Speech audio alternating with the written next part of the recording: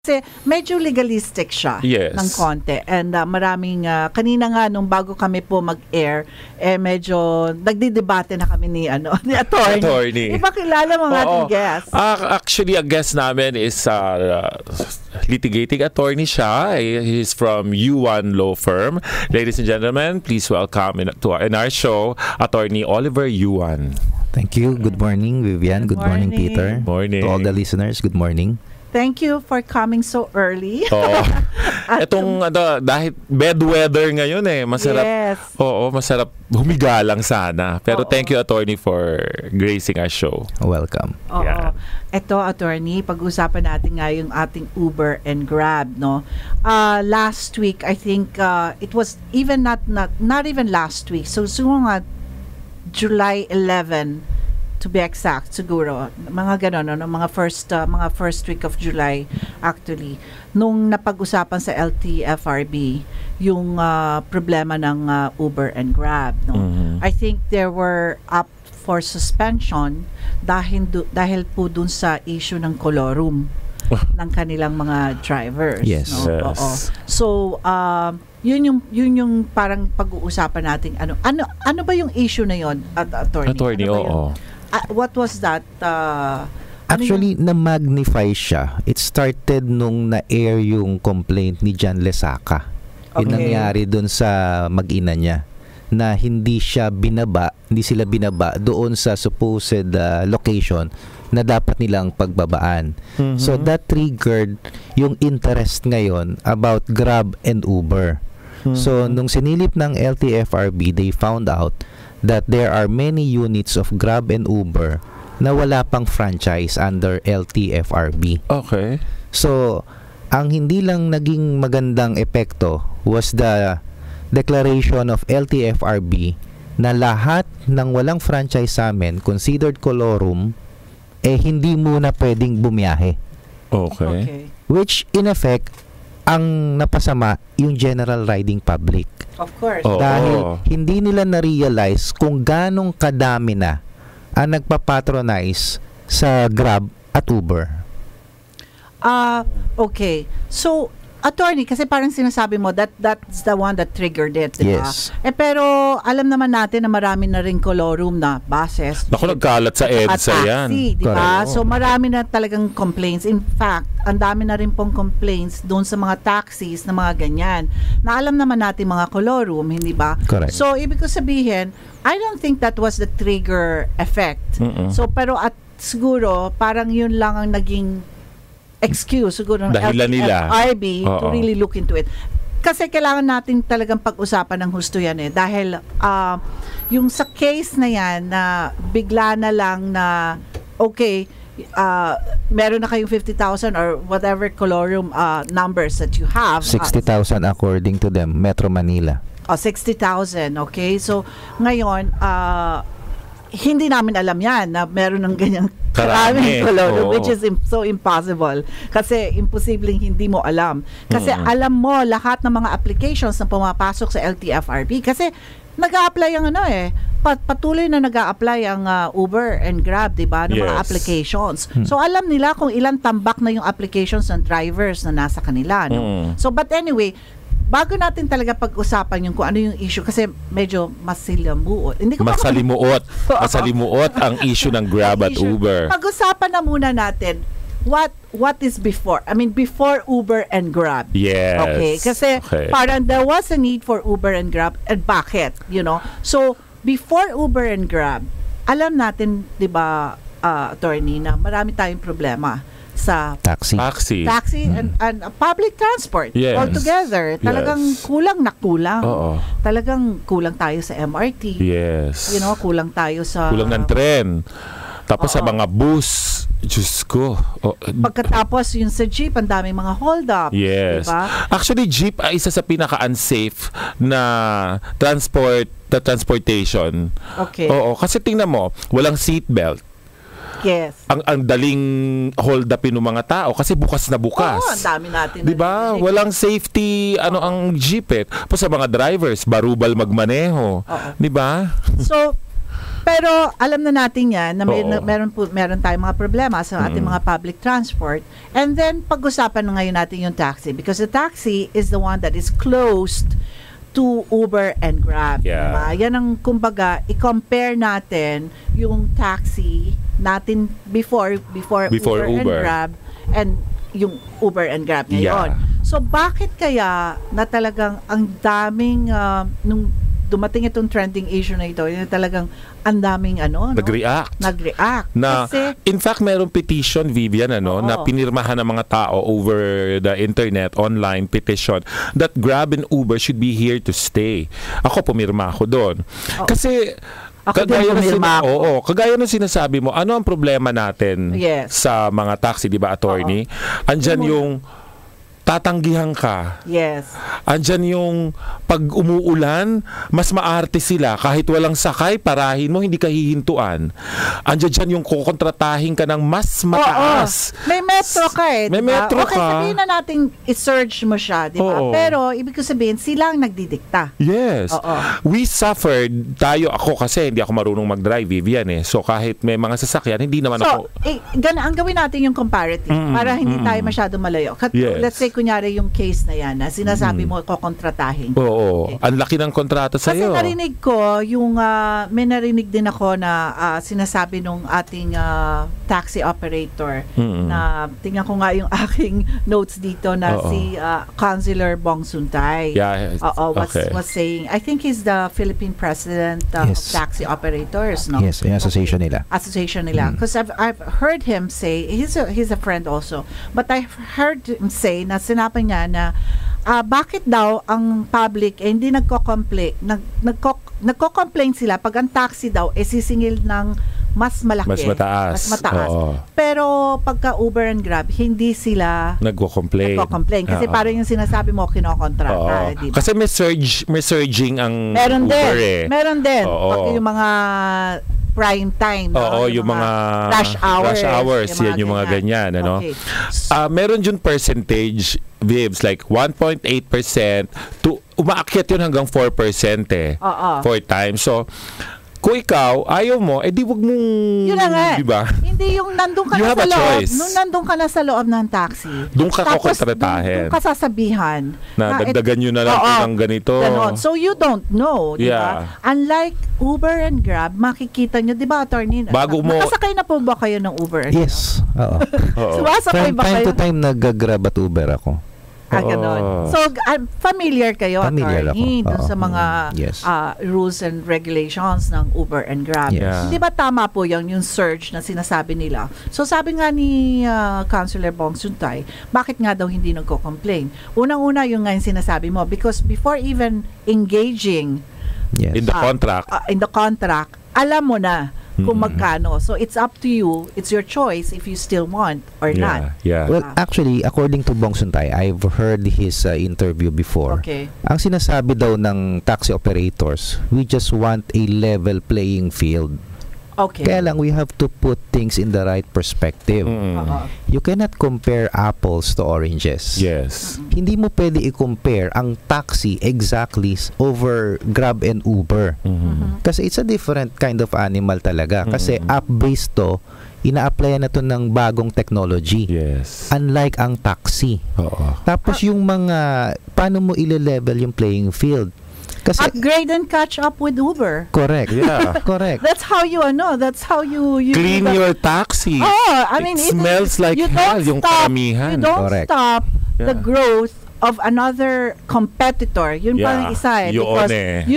you complain because you're a competitor. So parang kumbaga, medyo meron ng ang tawag doon, vested interest. Kasi because you are a competitor. Yes. So probably you're hurting because of that platform. Yeah. Pero hindi kasalanan noon ng platform. Hindi. Because we are free enterprise, hindi ba? attorney? The question is, bakit ba pinapatronize ng general riding public ang Uber at True. Grab over taxi? That's right. Kasi clearly, maraming advantages ang Uber at Okay, Grab over taxi. Yeah, pag-usapan natin ng safety. Safety. O yan. Yan. Isa pa yan. That's one. Oh, that's one, di ba? Alam Unang-una, natin. ako, Uber rider ako eh. Oo. So, I've been, ever since na lumabas ang Uber, yan na talaga sinasakyan ko. I never rode a cab again. Kasi, bakit siya safe? Pag sumakay ka, meron doon sa application, pwede ko ipadala sa'yo, Vivian. Oo. Let's say, eto, nakasakay ako sa ganitong kotse, ganitong oras, Correct. dito ako papunta. Pwede ko yung i-text sa mga kamag-anak ko, Correct. sa mga kaibigan. So, number 1 yon. Alam nila kung sino ang kasama mo. Kilala mo na yung driver before. Kilala mo na yung driver Pa. before pa. Kasi Oo. ano dun yung muka at pangalan niya Oo. sa pag nag-agree na siya kasi sila Uber application na maghahanap ng driver for That's you right. So pag meron ng umagri, nag-click sa'yo, lalabas automatic yung muka at yung pangalan ng Yes. driver, pati yung kotse at plate number. Yes. So lahat ng informations na yon, pwede mo ipadala sa kamag-anak mo or sa mga kaibigan mo. And Uber also will know. Yes. Kasi naka-memory, naka-record Yes. yun, di ba? If you go to your application, sa taas sa application ng Uber, meron yang 4 lines na ganon. Pag pumunta ka doon, meron kang riding history. So, ando doon lahat ng sinakyan mo. Oras, date, driver, everything, all informations, ando doon. Ang infos. Tapos, ang resibo, ini-email sa'yo. Yes. Yes. May Yes, resibo ka. ini-email sa'yo ang resibo. Tapos if ever meron kang complaint, you can immediately go to Uber support, email nila, tapos pwede mo ilagay doon lahat ng complaints mo at ina-action na nila ha. Like one time, I think yung driver na sinakyan ko, hindi niya na end trip agad. So nagpaikot-ikot siya. Nung na-email ako, ang taas nung pamasahe, more than 100 plus yung sinobrahan. So I wrote the Uber support. Alam mo, they placed it back in my account. Yeah. So, See? and not only that, if you don't need to carry, kunyari may anak ka, Oo. at ayaw mong merong perang dala, di ba? Oo. Pwede mo i-credit card. Yes. Di ba? Pwede mo Oo. siyang i-credit card. Credit card or cash, you have the Oo. option. And then not only that, kasi parang hindi naman po lahat marami pong nakikinig sa atin ng mga nagtataxi ngayon. So hindi po namin ito nilalahat. Hindi lahat. Hindi Pero lahat. ibig ko sabihin, meron po kasi Pero na karamihan. yung sa sukli. Oo, minsan hindi ka na masusuklian. Oo.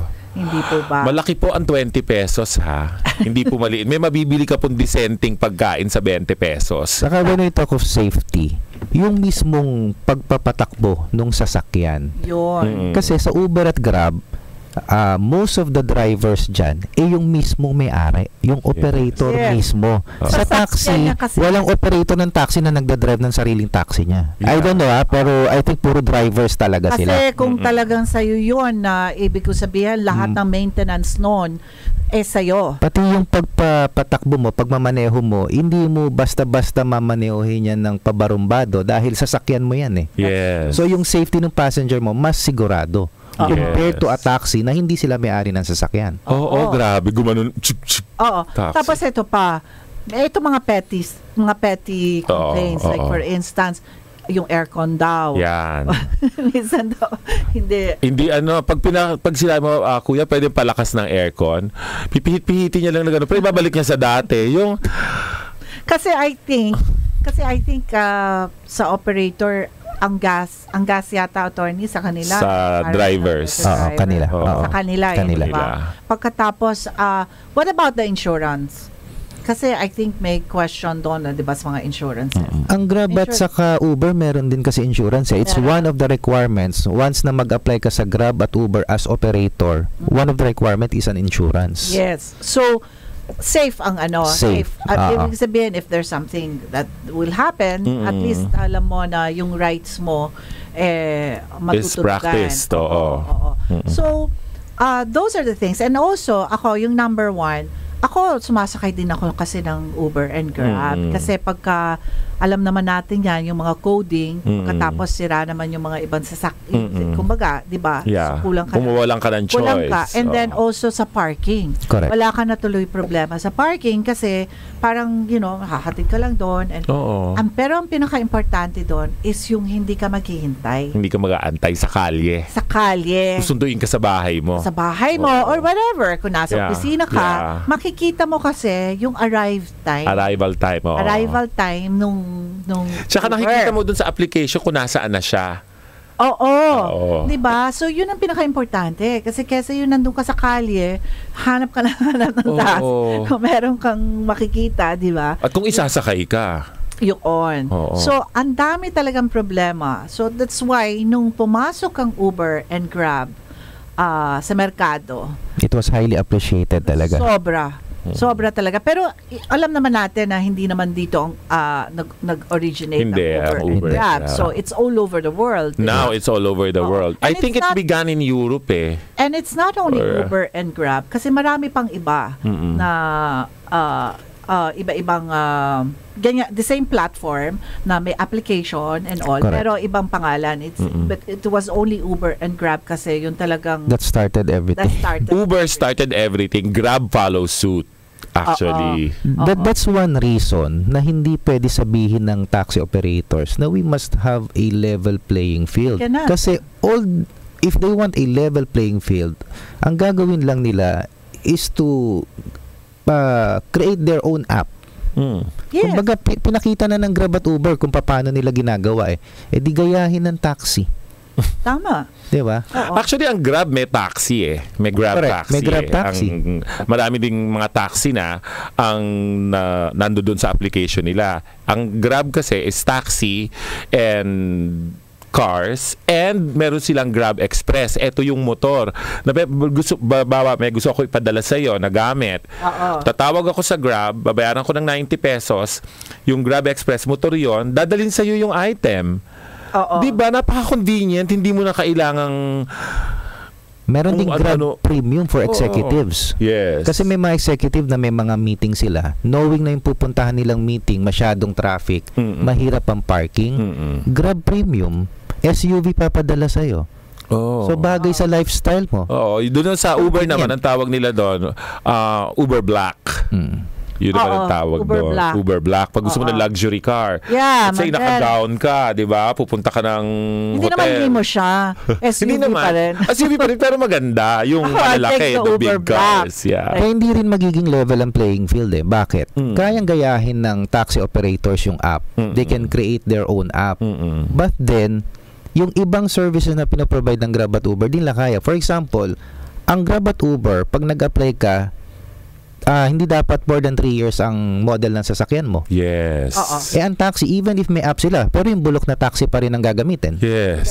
So, ganun din. Oo. Ganun din. So, You need to really, nagbabayad ang riding public ng premium for the convenience and safety talaga. that it offers. Yes. At hindi nagko-complain ang mga riders kagaya ko. Bakit ako magko-complain sa isang serbisyong maganda? At ang serbisyo, binabayaran yan. Kung gusto mo ng magandang masahe, pumunta ka sa mahal na masahista, di ba? I mean, ang services, may kaakibat yan na bayad. True. Di ba? Yun nga yung I came across an article sa Forbes, no? Parang they were saying, kasi di ba, napakadami because of the innovations, and parang ang tawag sa kanila disruptors. Parang, uprooting and changing the way you think. Yeah. Diba? And I think, like for instance, example would be Facebook, diba? Yes. I mean, it changes the whole, parang yung ng privacy mo. Yes. It was an innovation that really disrupted the whole system Yes. altogether, no? So I think Uber and Grab falls into that. Nag-disrupt siya because of the whole system. Talaga, it changes the whole system. Ngayon, with that, kasi parang eto nga yung innovation and disruptions. Basahin ko lang are similar in that they are both makers and builders, no? But disruption takes a left turn by literally uprooting and changing how you think. Yes. So ngayon, diyan tayo pupunta, attorney, kasi because it is a disruptor altogether, it is a new innovation because of the platform. Yes. Talagang nag-change ang the whole landscape Yep. of our public transport, no? Now, gusto ko ngayon malaman kung paano nagko-cope up ang LTFRU. LTFRB. FRB. Oo, paano sila ngayon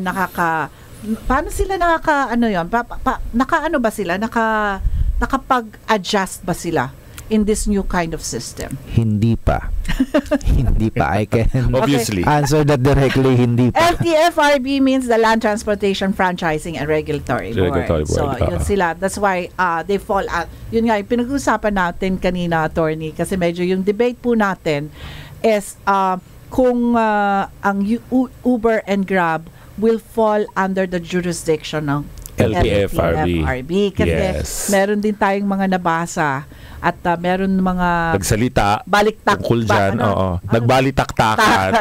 Especially dun sa ating grupo, hindi ba, Oo, Bibian? sa group lang namin eh. Merong nagbalitaktakan doon tungkol sa legalidad ng pangingialam Oo. daw ng LTFRB. Ang sinasabi ng isang kaibigan natin, Yes.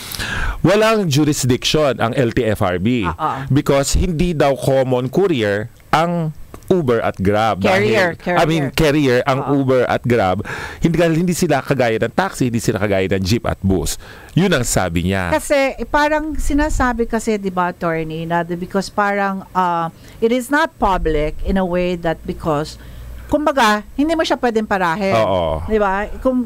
Kasi parang pag sinabi mong public transport, then Yan yung jeep, it's bus. really open to everyone. Yeah. Okay. Kaya lang kasi, ang platform kasi ng Uber and Grab, kailangan meron kang application na ida-download mo sa telepono mo. In fact, hindi lahat ng telepono, ha? Yes. Kasi ito yung mga intelligent phones na, yung mga smartphones. Smartphones Mga ganito. na tawag. Oo, na Yes. talagang smartphones. Kasi Yes. kung ordinary phone ka lang, hindi Hindi. mo talaga ma-download ang application. Yes. Okay. And then, second, you have to have a data. You have to have an internet Yes. connection. Yes. Kasi hindi mo siya mako-connect kung wala Hindi mo kang siya magagamit kung wala kang internet connection. wala kang Internet internet base siya eh. connection. Oo. Okay. And then, in a way, you have to be a member then. Kasi once you download an application, then you become a member. Kasi alam ko, yung unang-una ng Uber at saka Grab, kailangan nga may credit card ka eh. Oo, Hinihingi kasi nila yun. hindi ka Yes. isasakay kung magbabayad ka ng cash. Cash, yes. They don't accept cash. Pero ngayon they do. Now they do. Yeah, Pero they nung do. umpisa, Yung umpisa, ang Diba? Uber wala. Yes. Card lang. Credit card. Okay, so in that premise, attorney, parang sinasabi nila, okay, so yung Uber and Grab doesn't fall under as what you call a public utility because it's not public. Parang yun ang kanilang Yes. Anong thoughts mo dyan? In a way, sa ganung perception, you may think na tama. It's not public. However, in order for us to define correctly what is a public carrier and what is a private carrier, we have to consult what's the interpretation of the Supreme Court tungkol sa isang public carrier at private carrier.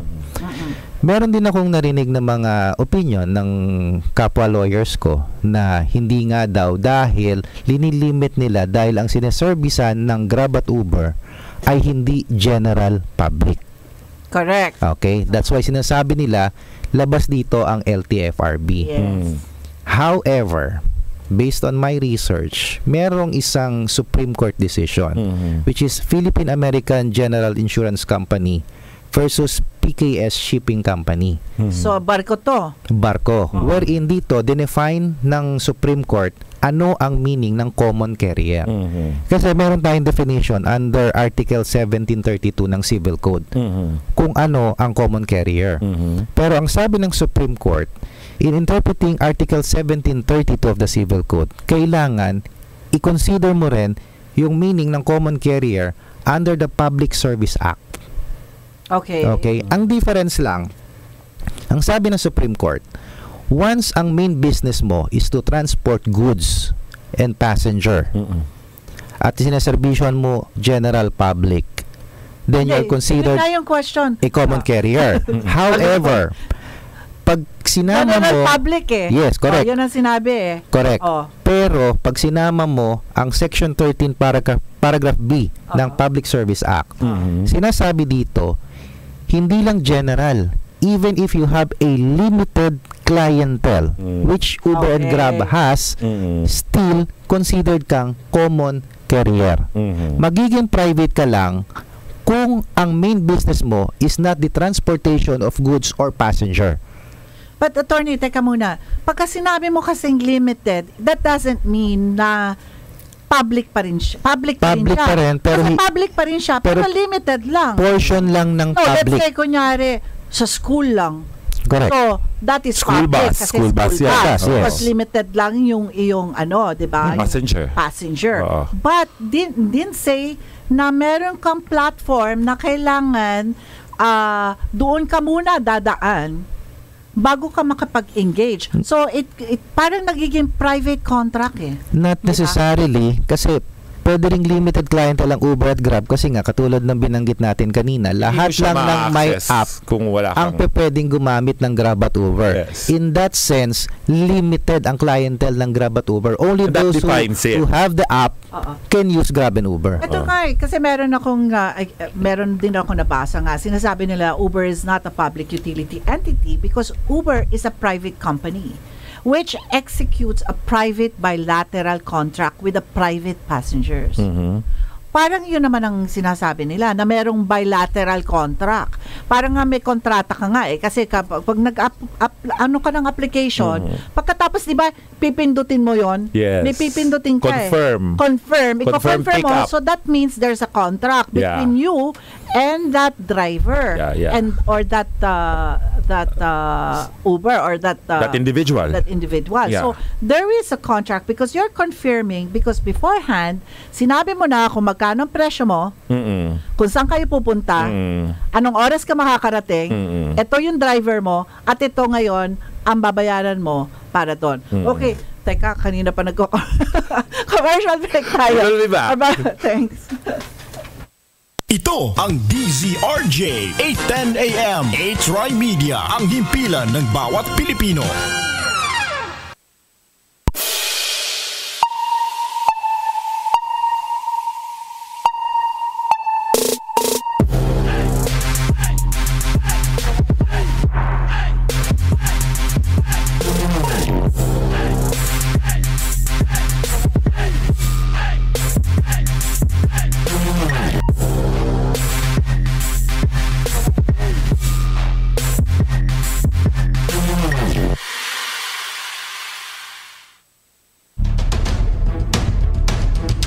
Ulat sa Bayan.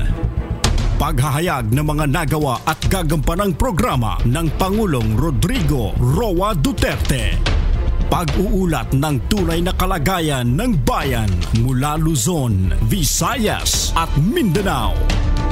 Sa ikalawang pagkakataon ng paghahayag ng Ulat sa Bayan, muling alamin ang mga adhikain at nais gawin ng punong ehekutibo para sa ikauunlad ng Pilipinas. Pakinggan ang Ulat sa Bayan ni Pangulong Rodrigo Roa Duterte sa July 24, 2017 dito sa DZRJ 810 AM H-Ry Media, ang himpilan ng bawat Pilipino.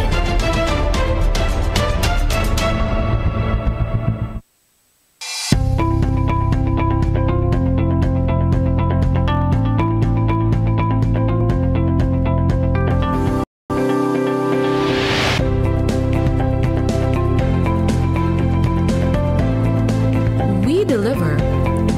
Stand out and be the best with 8-Try Media Pro Incorporated. Your way to impossibilities. H-Ry Media, DZRJ 810 AM. This program is brought to you by 8-Try Media Pro Incorporated.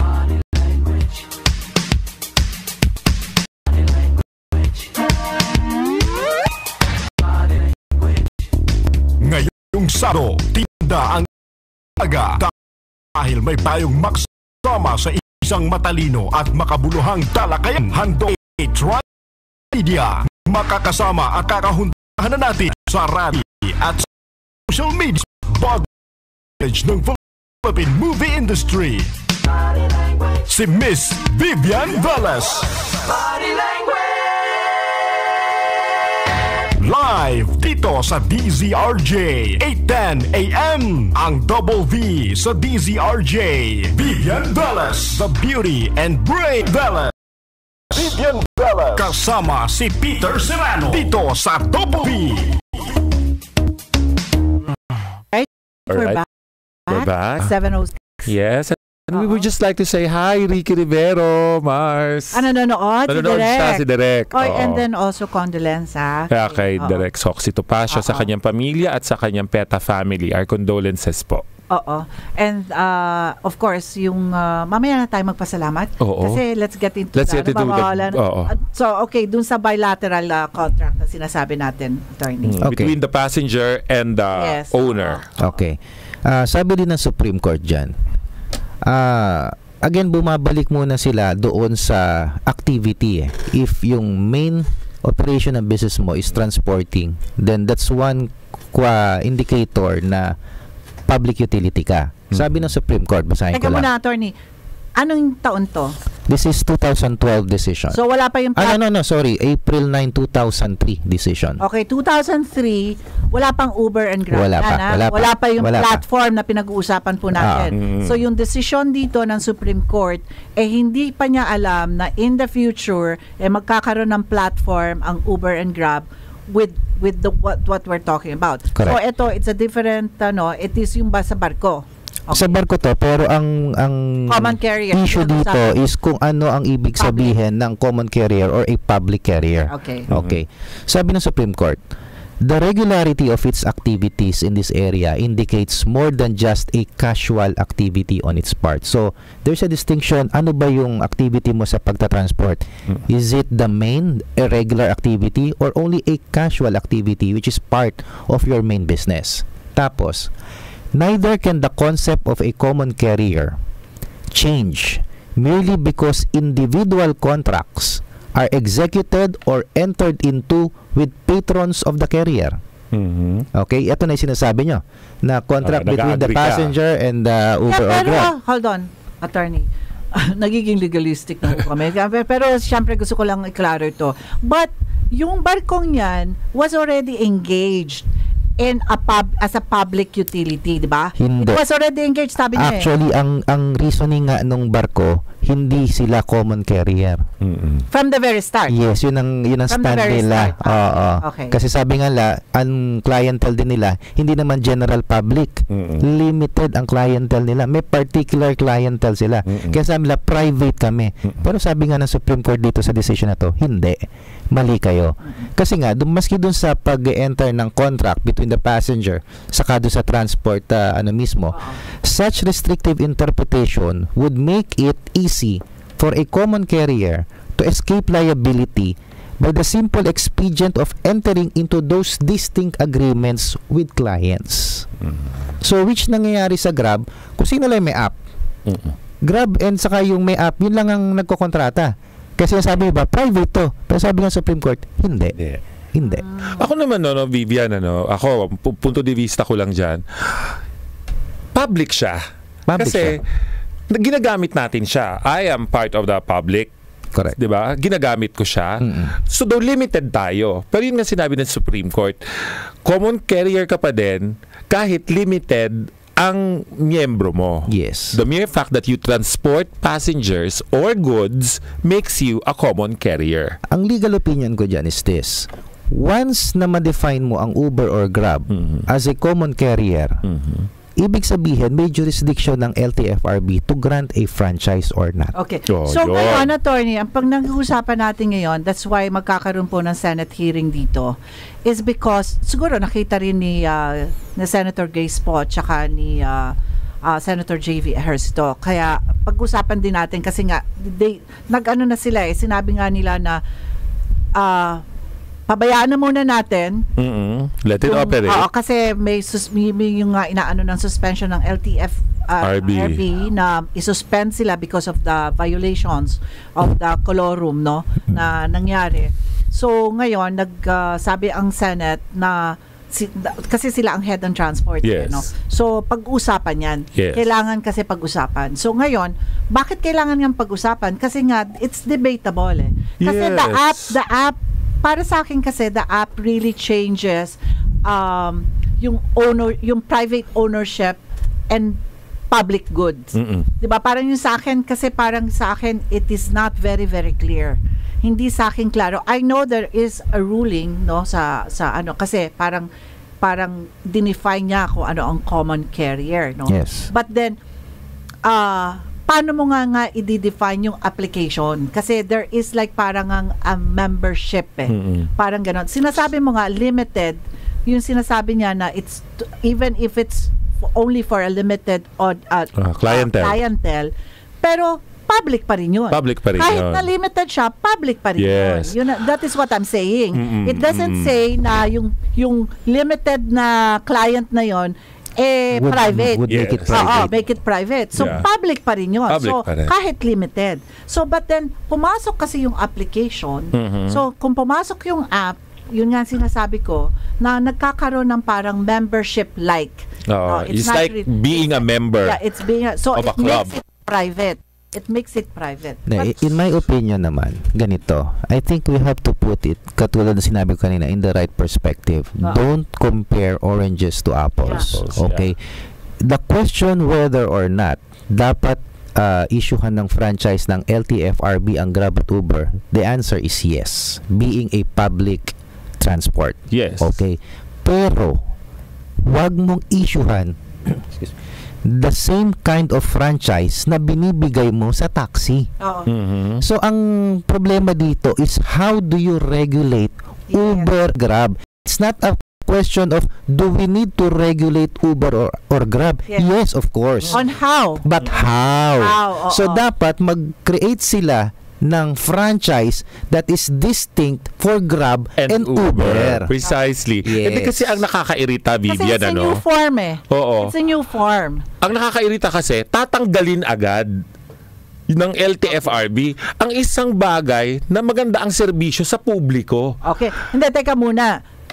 Peter. Kasi, okay, so napapag-usapan na natin yan kung paano nga yung case that is, Yeah. if it's under the jurisdiction. Yeah. Okay, sabihin na natin, kunyari na under yan, under Oo. LTFRB. LTFRB. So let's set aside that debate on if it falls under LTFRB, if they have jurisdiction over it, at kung sino ang meron jurisdiction over the regulations ng Uber. Ngayon ang tanungin natin, bakit nagkaroon ng colorum? Bakit lumabag? biglang colorum? Bakit lumabag ang hindi naman nila they never denied it. In fact, they paid 5 million para dun sa kanilang violations, Yeah. But then okay, so balikan natin 'yon. Bakit nagkaroon ng colorum? Because nung July 2016 nagkaroon ng moratorium, di ba? Saka before, nag-apply naman ng Grab at Uber at binigyan naman sila ng franchise. Pero only limited. Tapos, in-stop ng LTFRB yung pag-grant ng franchise. Noong July, 2016. Noong 2016. July 2016. A year Sabi ago. nila, they will study the policies and they will study kung paano yon, di ba? Pero until now, wala pa silang study. Yun na nga Kasi noong July, dun sila pumasok Kasi nanalo si ating Pangulong Duterte noong June. Yes. So, noong July, pinending nila lahat. Nag-status quo silang lahat. But the problem is, kung nagbigay ka ng franchise before, are you telling me na nagbigay ka ng franchise before without studying it? Yeah.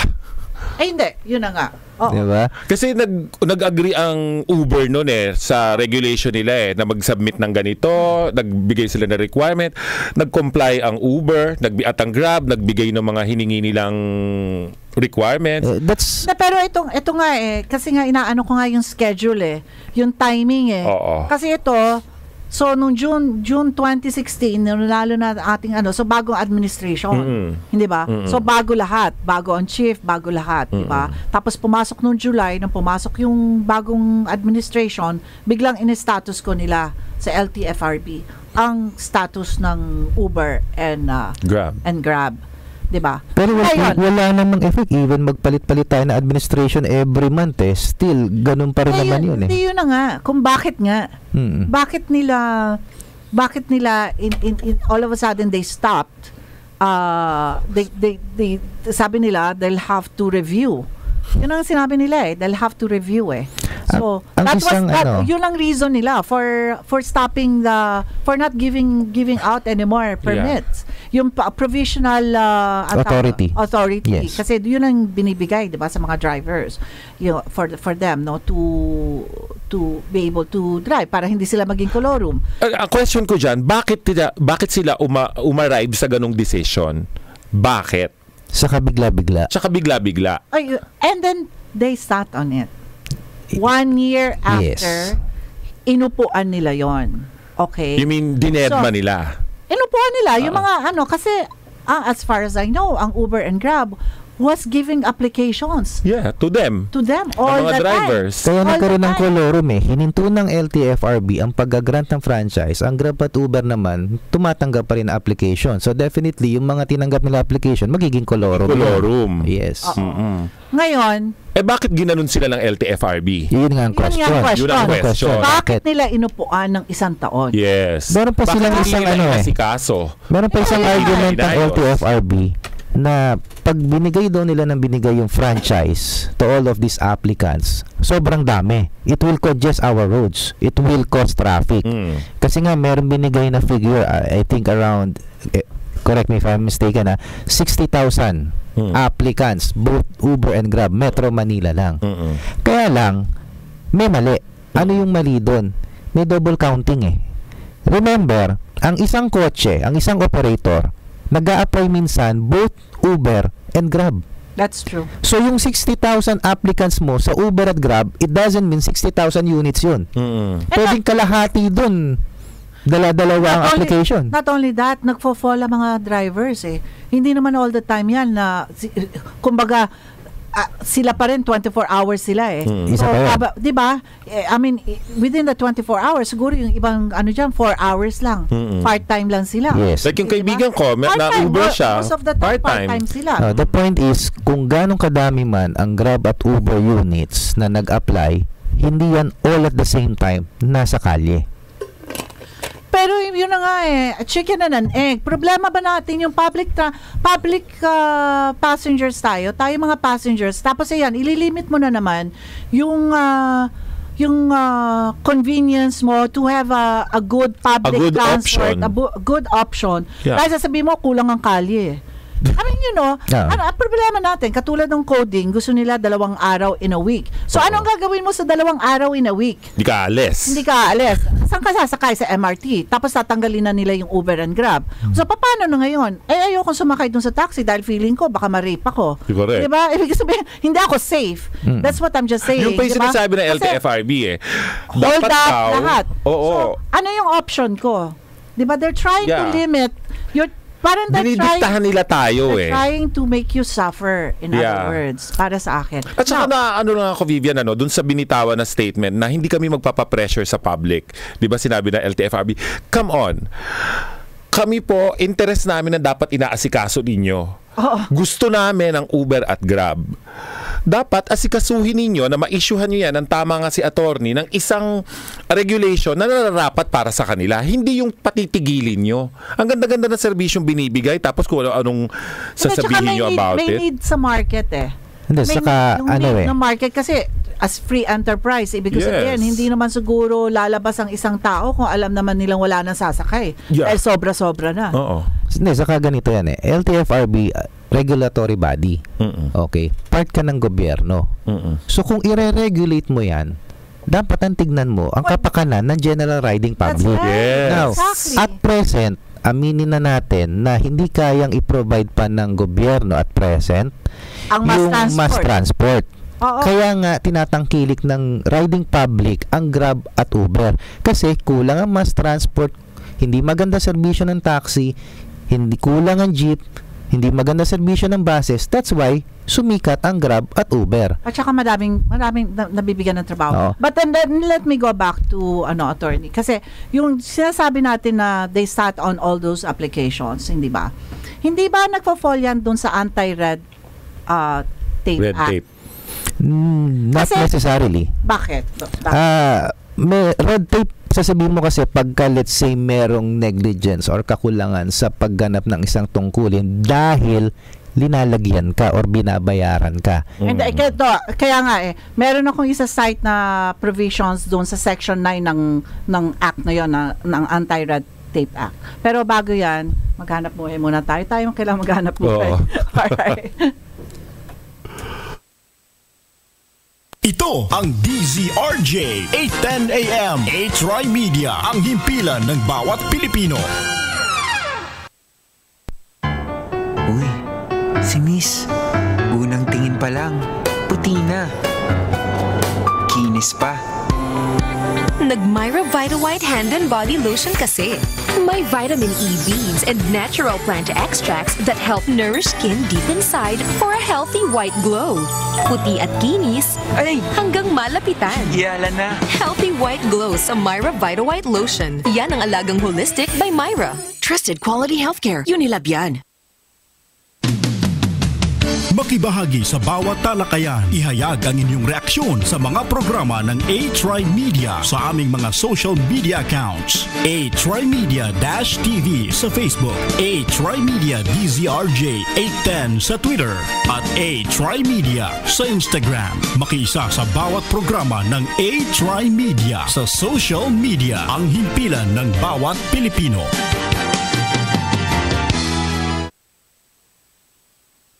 Program Wala is naman brought to you walang by market. A-Try Media Pro Incorporated. Sabihin natin yan.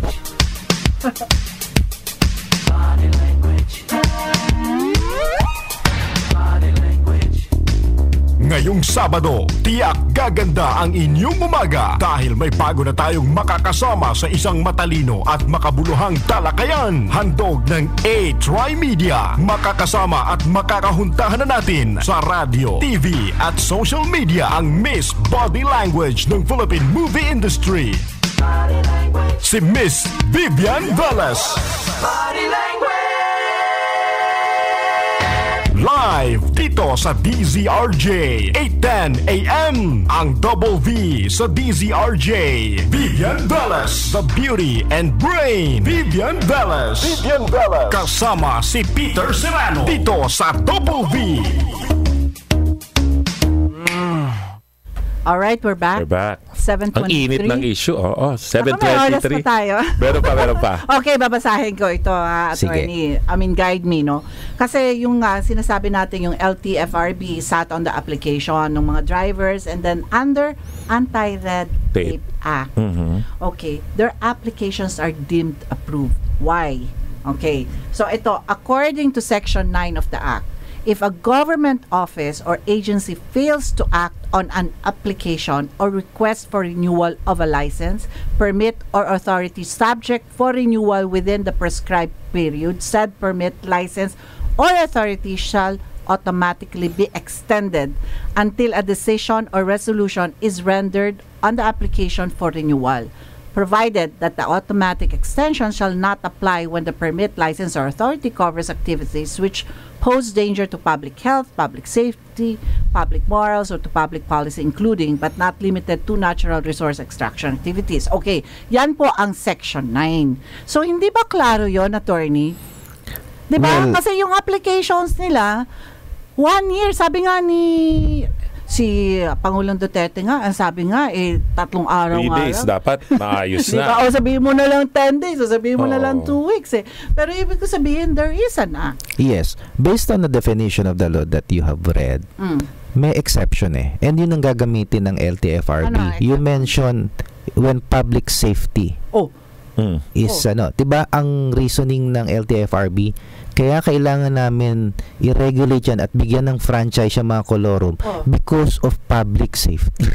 ay, So it's highly debatable na chicken na nanig eh. And then Correct. nakakatawa yung statement na ang safe daw, jeep at bus, ang grab daw at Uber, hindi safe, na pinagtawanan talaga Ayun nga. ng netizens yung statement na So, LTFRB kasi Ito meron ako. bilang rider, alam kong safe ako doon sa Grab at Uber. Bakit Well, but the sasabihin question safe ang jeep?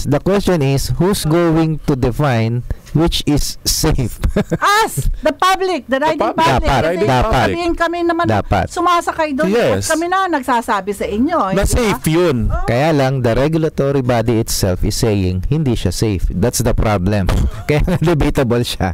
Oh my God! Yun lang ang masasabi ko. Hindi kasi, ikaw, anong argument? Hindi, kasi di ba, ang sinasabi ito, ang simple-simple ng solusyon dyan eh. Pag-aralan ninyo ang dapat gawin, tapos i-issue ninyo ang dapat i-issue according to how it's going to be regulated. Hindi yung tatanggalan nyo kami ng convenience namin as individuals, as the public. Well, Diba? super majority if not all would really say na talagang hindi naman talaga tama yung argument ng LTFRB Hindi na talaga. hindi safe. Oo. Hindi. So, So, they will fall under the Anti-Red Tape Act. Yes, without the Because exception. That is a violation. Para sa akin, violation. Yes. Kasi if you didn't act for a year, Yes. sabihin na nga lang natin 3 months, 4 months, 5 months, 6 months. Isang taon na hindi mo ginalaw ang mga applications. So, anong ginawa mo? And yun na nga. And what is the reason for not acting on it? Precisely. Oh. Anong motivation nyo? Anong... Yun, Diba? yun ang tanong. Kasi yun ang dapat tignan kung bakit. Bakit nila inupuan? Yes. Kaya lang if we're going to apply that law, mauubos ang ating government agencies. Honestly. Hindi naman agency sa mauubos, siguro tao. Yung ahensya, andyan lang yan eh. Oo. Pero Diba? puro silya at upo, na lang lamesa ang matitira, wala na mga tao. Kasi halos lahat ng government agency talagang ganyan na nangyayari. Kaya nga sinabi ni Presidente na dapat pabilisan yung Yes. yung procedure, yung Di rin. pag-a-apply. Pag naman, di That's why, nasusunod. attorney, kaya nga natin pinag-uusapan yan ngayon, di ba?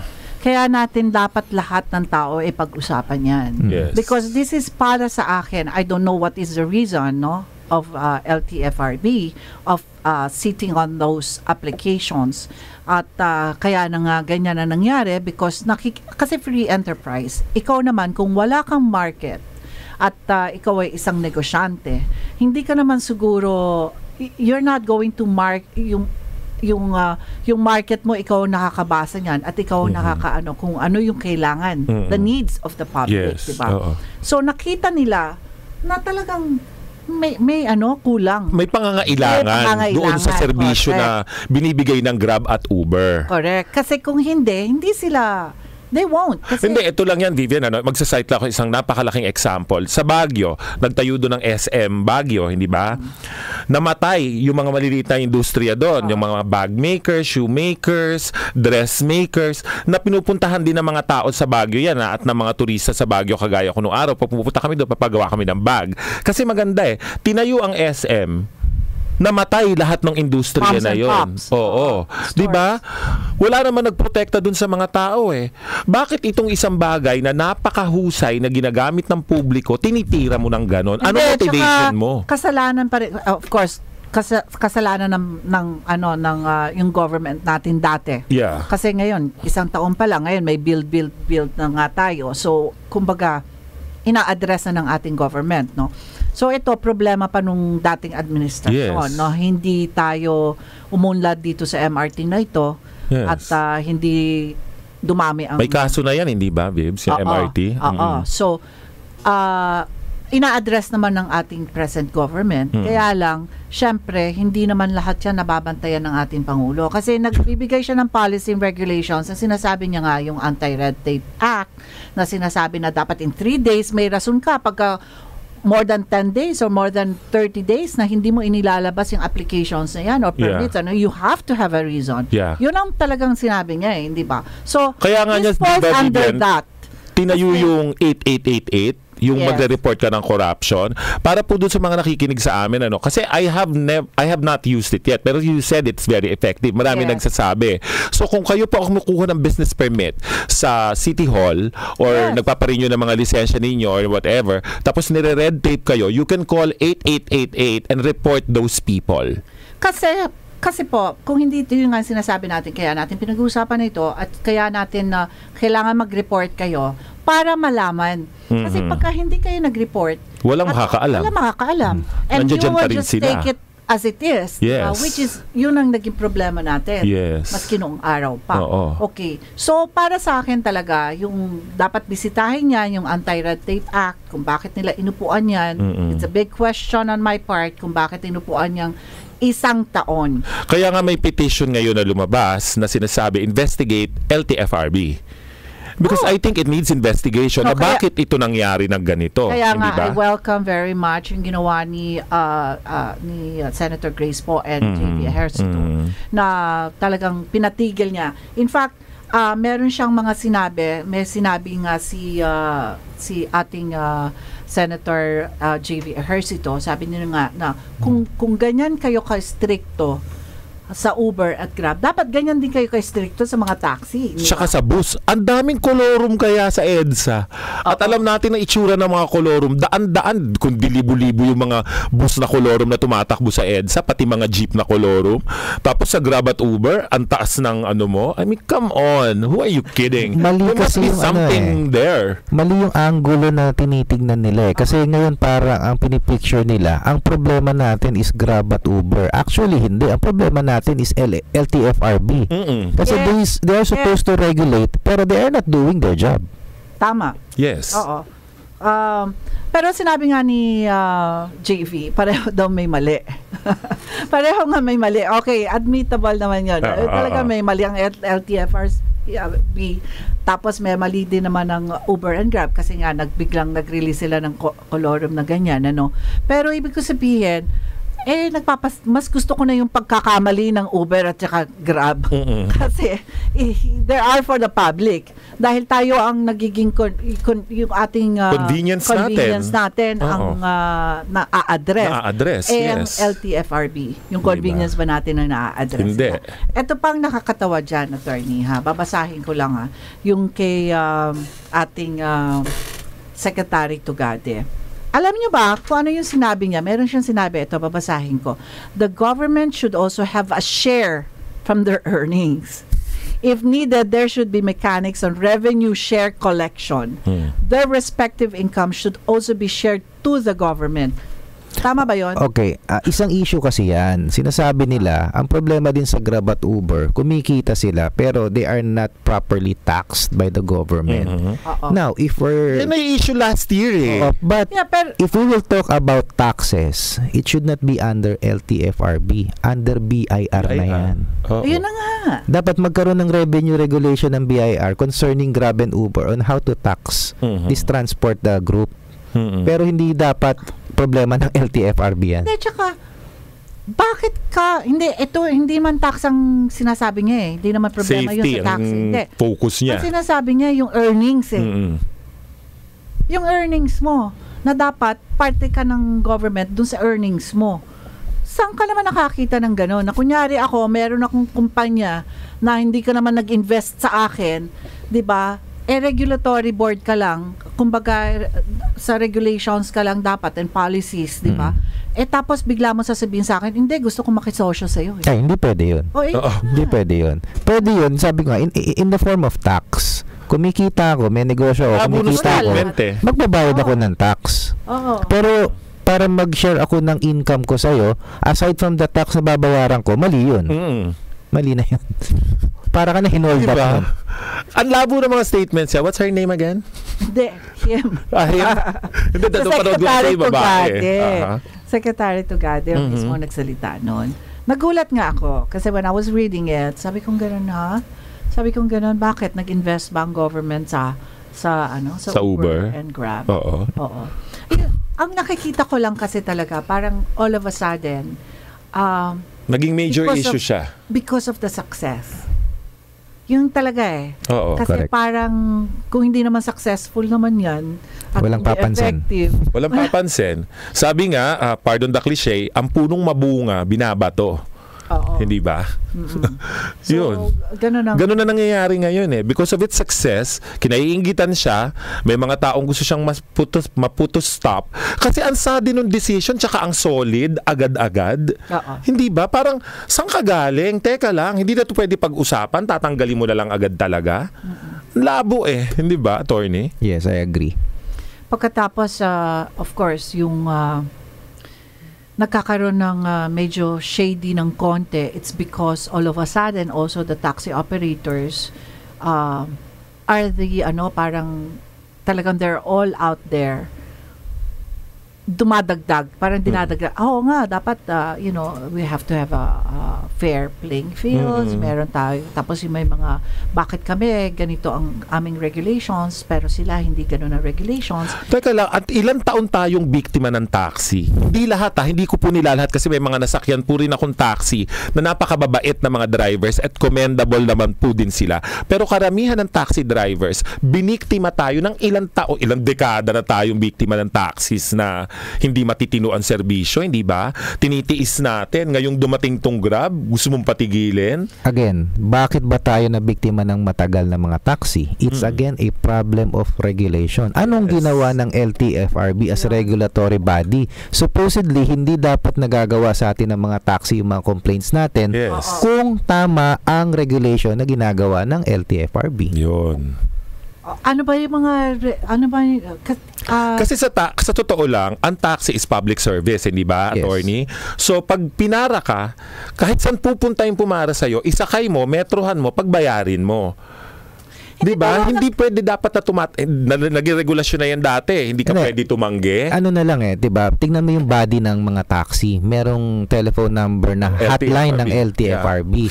Diba sabi nila, kunyari, namimili ng pasahero, bawal yon. I-report mo. Subukan mo i-report. May action bang mangyayari? Wala. Eto, ako nag-report ako dati, Vibs, no? Oo. Tumawag ako dun sa hotline ng LTFRB dahil nga nainis ako dun sa isang taxi na tinanggihan ako Umuulan yun Pagtawag ko doon, ang sasabihin pa sa'yo, pumunta ka doon, ganito, ganyan. Yung, aabalahin nyo pa ako? Can't you just take my words for it na, di ba kaya nga may hotline? Hotline, ibig sabihin, tawagan kayo, mag-report ka, imbestigahan nyo. Bakit pupuntahin nyo ako dyan? Ako naman, isang beses, kasi may kaibigan akong taxi operator ikinumplain ko sa kanya yung taxi niya, directly doon sa kanya. Kilala ko kasi siya So, inaksyonan niya. Kung hindi ko kilala yon, so paano? Oo. Diba? Saan pupunta yung complaint mo? Kaya makita mo may mechanism for complaint. But the question is, effective ba? Kung hindi effective, may mali sa regulation. Yes. Diba? It was never naman puti, diba? Meron pa doon, how's my driving? Call LTFRB, blah, blah, blah. Tumawag kami dahil munti kami mabangga nung truck sa Makapagal. Kami nung friend ko, we were driving, biglang gumanon yung truck, almost hit us. I called LTFRB and reported. Wala naman report back sa akin kung ano nangyari. Unlike, kasi, minsan kasi parang it's a government entity. So, minsan ang hirap diba? Because I don't know how busy they are. No? Pero ibig ko sabihin, dapat katulad ng DTI. Ang DTI, magandang ng DTI Pagka nag-complain ka, talagang they act on it. Yes, Tsaka meron silang complaint desk that you can go there and then make a complaint, yung mga ganyan. So, yung sa LTFRB, wala yatang ganon. Meron din. Pero hindi talagang ina-action. Hindi lang effective. Hindi lang siya effective. Parang inilagay lang doon for the sake in fairness, meron naman na-actionan, pero ewan ko lang kung ilang percentage yung talaga na-actionan of all the complaints. Pero ang sa akin lang kasi, even before na makarating dyan sa LTFRB, hindi ba dapat operator mo na? Oo, hindi ba? I mean, yun nga yung sinasabi ni Councilor Bong Suntay. I mean, I'm just referring to him all the time because siya lang yung nakikita ko kasi na probably because he's the president ng organisasyon. How do you compete naman kasi with the clean, safe, the convenience of that, 'di ba? Yun ang ibig ko sabihin. So, kailangan siguro catch up. Oo. Catch up. Hindi pwede magsasalita ka na magsasalita, wala ka na ibinibigay na maganda. Hindi ba? Kasi yung technology ngayon, ibang-iba na hindi ba? You know, it is really the technology. It changed the whole ball game hindi ba? The technology. Nung lumabas to, marami namang nabago. Hindi na nga tayo nagsusulatan kagaya nung araw, di ba? Na ano na lang tayo sa Facebook o communication na, lumiit ang mundo. Nakakausap mo na in real time yung kaibigan mo o kapamilya mo na nandoon sa malayo, hindi ba? Na FaceTime mo na, nagkikita na kayo. It changed everything. So catch up with it. And not only that, because of the public demand. Saka hindi lang yung technology kasi technology can be duplicated. But the good quality service being provided by Grab and Uber. That's Saka the yung big public difference. demand. Yes. Talagang yung public demand, talagang ang hirap ngayon. Pinag-uusapan na nga, magiging 2 days in a week na raw yung coding. So, paano na? Kung... Sana maayos din yung may binanggit na maganda si attorney kanina Kasi 'di ba ang gobyerno natin ngayon meron ng mga build Dutertenomics na ginagawa para sa mga citizens, no? Pag naayos ang transportation natin, let's say ang MRT at LRT, dumami ang tren, naging very efficient, mas mura yan kesa sa Grab at saka Uber. Yes. Kaya nga, anong sabi mo kanina, attorney? Later on, maapektuhan din naman ng Grab at Uber pagka talagang in full swing na yung mga build na yan. Kasi syempre, we would prefer yung MRT and LRT. Aside from mas mura siya, mas efficient, mas mabilis siya, parang sa ibang bansa. Yes. Even mayayaman sa ibang bansa, anong sinasakyan nila? Yes. Subway. Sa Singapore, subway, 4 na levels. So for the meantime, wag muna natin pahirapan yung general riding public na tanggalin natin kagad-agad ang Grab at Uber without the proper mass transport. Pag na-provide na ng gobyerno, saka natin nilipag-usapan. That's true. Baka hindi na kailangan i-regulate Baka di na nila pansinin later on Kasi most people would take the MRT or LRT. Oh, it's true. Okay, so mag-break muna po tayo. Ito ang DZRJ 8:10 AM H Media, ang himpilan ng bawat Pilipino.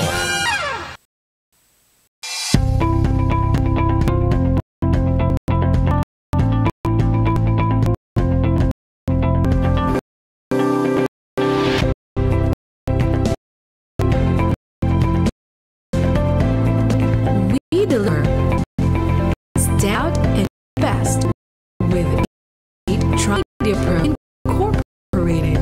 Your way to infinite possibilities.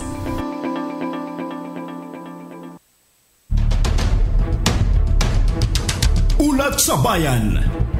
Paghahayag ng mga nagawa at gagampanang programa ng Pangulong Rodrigo Roa Duterte.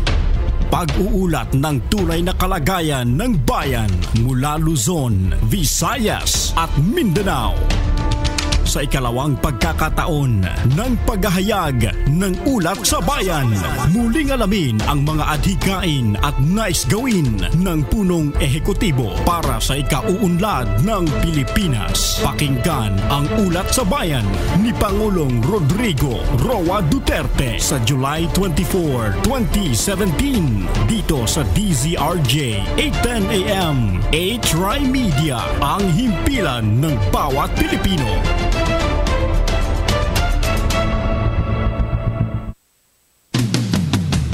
Makibahagi sa bawat talakayan. Ihayag ang inyong reaksyon sa mga programa ng H-Rai Media sa aming mga social media accounts. H-Rai Media-TV sa Facebook, H-Rai Media DZRJ 810 sa Twitter, at H-Rai Media sa Instagram. Makiisa sa bawat programa ng H-Rai Media sa social media, ang himpilan ng bawat Pilipino.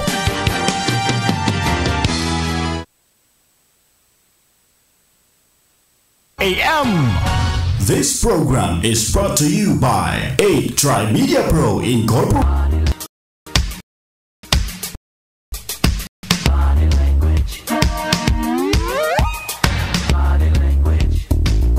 Ngayong Sabado, tiyak gaganda ang inyong umaga dahil may bago na tayong makakasama sa isang matalino at makabuluhang talakayan. Handog ng Tri Media. Makakasama at makakahuntahan na natin sa radio, TV at social media ang Miss Body Language ng Philippine movie industry. Si Miss Vivian Velez. Body Language! Live dito sa DZRJ 810 AM. Ang Double V sa DZRJ. Vivian Velez, the beauty and brain. Vivian Velez. Vivian Velez. Kasama si Peter Serrano dito sa Double V. Okay, we're back. siguro magpasalamat na muna tayo. Oo, magpasalamat muna tayo, Vibs. Sige. Ako? Ikaw muna. I would just like to thank Sherwin Skin and Body Center for my skin care. Diyan po siya sa Hillcrest Condominium sa E. Rodriguez Senior Avenue, Quezon City. And of course, Diamond Cream Soap distributed by Michelle Maderazo. It's formulated in Japan and you can follow her on Facebook, Michelle Maderazo, and you can order through PM. And of course, we would like to thank Asia Slashes. Thank you. Hindi pa tayo nakakapunta, Vivian. Oo, forever niya na tayong inaantay. Salamat po sa inyo. And Dr. Philip Chongson of Vermax and Omax 2.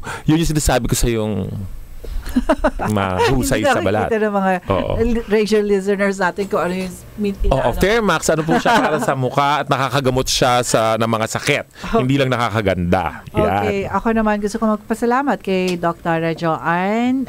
Diyan po sa Clarence Dermatology. Diyan po yan sa Jupiter, Makati. Mica Building. Hanapin niyo po. Tsaka nasa Facebook din naman sila. So they have a page. And also to Apple, kay Betty ng Here You Go. Nandyan po sila sa Corinthian Plaza.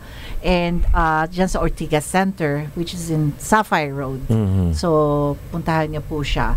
And then, of course, yung aking Healthylicious. Nakita ko yung post mo. Pwede bang humingi? Healthylicious. Kasi yan yung akin. So, katatapos ko lang ng 1 week. How was it? So, super sarap. Talaga parang, it's 1,000 kasi nasa 1,500 calories ako. So, I was thinking, sabi ko, 1,500, paano kaya yung 1,500? But, I survived the first week, pero super sarap, hindi ako nagutom. So really it's a matter of talaga, titingnan mo lang talaga yung, you just have to be aware kasi madalas tayo lumabas, di ba? And then sometimes we go to restaurants and then and eat a lot. Si attorney talaga mukhang fit na fit yan si attorney. So yon sa Healthylicious, nasa Facebook din sila. So meron to their account. Meron silang phone number na pwede nyong hanapin doon sa Facebook. And Healthylicious. Healthylicious diet. Yan. Okay. So pag-usapan ulit natin yung attorney, yung sa Uber and Grab. So yung mga provisions, policies and regulations na nagkakaroon ngayon, kasi parang ang sinasabi nga nila, kung ifa-follow natin yung penalties ng stated dun sa MC 2015-016, and sinasabi nila yung operations daw ng Grab and Uber should have been shut down na, kumbaga because of the violations. Okay. Pero because of the public demand and then the need of the market, kaya hindi pa nila shut down. But I think yung prior to the first week of July, talaga meron naman na silang ganung meron na silang ganung move, di ba? Yes, it was only suspended when Senators Poe and Ejercito intervened. Yes. So, tapos pero nakapagbayad na sila ng 5 million, yes. Dun sa kanilang mga penalties, yes. Diba? So, para bang sinasabi ng LTFRB talagang total shutdown ng Uber and Grab? Ganun ba yun? That's what they want.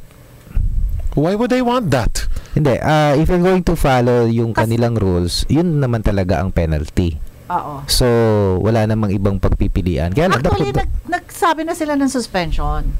It's just that, nag-file lang ng motion of reconsideration ang Uber. Well, it's part of their compromise when they talked with the senators. Ang sabi na lang ng LTFRB, para hindi namin ituloy yung penalty na i-impose namin, you need to file a motion for reconsideration. Para lang ma-hold namin kung ano man yung binabalak na penalty na i-impose. So it's a compromise between the two, Grab, Uber, and the LTFRB. Hindi naman ho namin sinasabi na, sabi ko nga kanina, sabi nga po ni Senator J.V. Ejercito, na parang sinasabi niya, dalawang may kasalanan. Kasalanan din ng LTFRB, may kasalanan din ng Uber At Grab. and Grab. No, hindi po natin inaalis na dapat may accountability, di ba? Kasi talaga namang lahat kailangan merong policies, may regulations na dapat sundan. Yes. Okay. Otherwise, magugulo tayong lahat. At sinasabi rin naman natin, at sinasabi rin ng Grab and Uber na lumabag sila. Hindi naman nila dinidispute yun. Kaya nga nagbayad sila ng penalties. No? But then, ang sinasabi naman ng Uber and Grab is because yung kanilang clientele, parang sinasabi nila na talagang kailangan yung need. So, parang umano lang sila, anong tawag doon? Parang sumang-ayon lang sila dun sa pangangailangan ng publiko. Ako ganito take ko dyan eh. When we started this program kanina, ang issue natin is whether or not may jurisdiction ng LTFRB over Grab and Uber. Pero after our long discussion now, it seems hindi na yun ang issue. Ang issue na lang, ang pinaka main question, na kanino ba ang problema? Na kay LTFRB ba o na kay Grab at Uber? Ito ang stand ko dyan. Tama, sabihin natin may pagkukulang parehas. Ang pagkukulang naman ni Grab at Uber, nagkaroon ng kolorum kasi nga hold ang granting ng franchise, nag-accept sila ng application. Definitely it would result to kolorum. Kaya lang resulta rin yun nung kasalanan ni LTFRB kasi kung inaksyonan mo kaagad yan, binigyan mo kaagad ng prangkisa yung mga yan, wala tayong kolorum ngayon. Wala tayong pinag-uusapan ngayon. So talaga ang problema, ako sa tingin ko, na kay LTFRB. Kasi nga hindi nila inaksyonan kaagad eh. Yun nga, hindi ko rin maintindihan, attorney, kung bakit hindi sinasagot yun. Kasi alam naman nila eh, di ba? Yeah. I mean, I think Grab and Uber, nilagay nila yun sa kanilang motion na kasi nga, inupuan yung mga applications. Wala ako narinig sa LTFRB kung bakit ganun nga ang nangyari. So, siguro, that's why we welcome so much yung initiative na ginawa ni Senators Grace po and JB Villar. JB Ejercito. Na magkaroon na nga ng investigations. And, dapat talaga imbestigahan eh. Saan ang problema nagmula? Bakit nagkaroon ng problema? Bakit naging major issue siya? Nationwide ha? Bakit naging major issue siya ngayon? Bakit hindi nabigyan ng tamang regulasyon? Tama. At saka hindi lang yon. Kasi marireview natin ang yung mga policies, regulations, at saka kung paano pinatatakbo ang LTFRB. Yes. Kasi marami naman, hindi lang naman ito yung issue na ito eh. Marami pa eh. Kasi yung sakop niya talagang it's a very critical agency. Diba, attorney? Yung mga permits, kasi when you talk about permits, yung mga ganyan, dyan, franchise, mga franchise, yung kanino mo binibigay yung mga franchise, siguro talaga dapat may review, no? Yes. Hindi, may magandang akong nakita na pinost mo, Bibs, yung sinabi mo that ang law should reconsider, should catch up with technology advancement. Correct. Kasi I agree. Yes. Tayo naiiba na nga ang ball game eh. Hindi na tayo kagaya nung araw. May mga iba na tayong nakikita, may iba na tayong nawiwit, may ino-offer ng iba ang technology. So I think, tama ka, Bibs, the law should catch up with technological advancement and create effective policies with regards to it. Saka ang gobyerno kasi, the entire government, andyan sila for public service. So kung ikaw isang sangay ng gobyerno, regulatory body ka, the bottom line is, ano ba ang kinoconsider mo? Yung welfare ba talaga ng general public? Ano ba mas matimbang sa'yo? Welfare ng general public o yung gusto mong gawin based on your present regulation? Yun nga, yung interest kasi ng riding public, I think it overrides any provisions. I agree. Para sa akin kasi, kaya nga nagkakaroon ng provisions, nagkakaroon ng mga ganyan policies, is really for the protection of the public. Yes. Diba? So ngayon, pagka gumawa ka ng isang provision or gumawa ka ng isang policy that will go against the interest of the riding public, yun ang medyo magko-question ka. Kasi unang-una, sinasabi ko nga, negosyo to eh. Okay. So, ayaw naman nating bigyan ng kulay, pero nagkakaroon ng kulay. Nagkakaroon tuloy. Kasi bigla-bigla na hindi natin po maaalis, no, na nakakakuha ng negosyo ang Uber at Grab sa taxi market. Hindi ba? Yung negosyo yan eh. Kasi syempre alam naman natin na kahit pa naapektuhan sila. Oo. Naapektuhan sila. I don't know how ano yung percentage, no? Kaya kasi ngayon may comparison na kasi. Dati wala tayong choice. Actually, I have a client. One of my clients is nasa transport business. Okay. I have hindi si Councilor Bongso. Hindi. I learned based from my experience. Nag-attend din ako ng hearing kasi sa LTFRB. Okay. So pagka may reklamo against my client who is in public transport, so I have to attend a hearing. Yeah. Pero nababanggit sa akin ng client ko, alam nyo sa loob ng LTFRB, kunyari meron kang mga for renewal or something, hindi ganun kadali. Kasi pwedeng upuan yung papel mo hanggat walang under the table. Oh my gosh. Yan ang sinasabi natin. Kasi yun nga, yung gustong-gusto kong malaman talaga kung ano yung bakit isang taon nila inupuan. Hindi ba? Tapos biglang aatakihin mo ngayon? Oo. Hindi ba? Hindi mo pinag-aralan tapos aatakihin mo. Hindi ko sinasabi sa LTFRB to baka ma-libel ako Pero di ba may tawag doon yung attack and collect. Oh. Hindi, sabi-sabi yun. Public knowledge naman, hindi lang naman LTFRB. Talaga naman maraming government agencies na may ganong ganong modus operandi. Oo, pahihirap. Hindi ba nga, yung isang kaibigan natin doon sa grupo, pamilya ko, are contractors also, we're builders also. Nako, you deal a lot with WA. Yung mga yung permits na yan, meron niyang running rate. Babayaran mo sila para lang makuha mo. Legal ka nagtatrabaho. Legal kang nagtatayo ng building. Legal kang gumagawa ng subdivisions. At nagbibigay ka ng at nagbabayad ka ng tax, may mga empleyado ka. May mga empleyado na nagtatrabaho sa'yo at yes. umaasa sa kumpanya mo. Sa kumpanya mo. Diba? Tapos, hihingan mo ng malaki. Oo. Para lang ibigay yung permit na dapat naman talagang ibigay mo.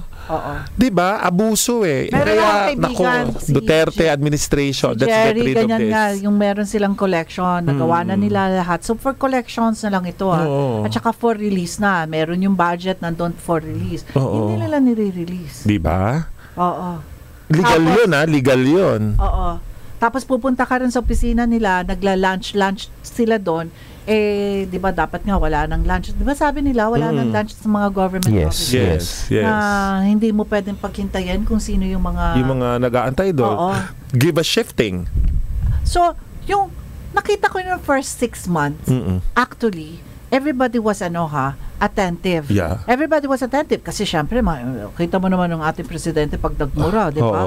O sampalin mo. Pagka, di ba, sabi niya, sasampalin mo na pagka hindi ka nisikaso di ba? Ganon. O sabi niya, or make a noise.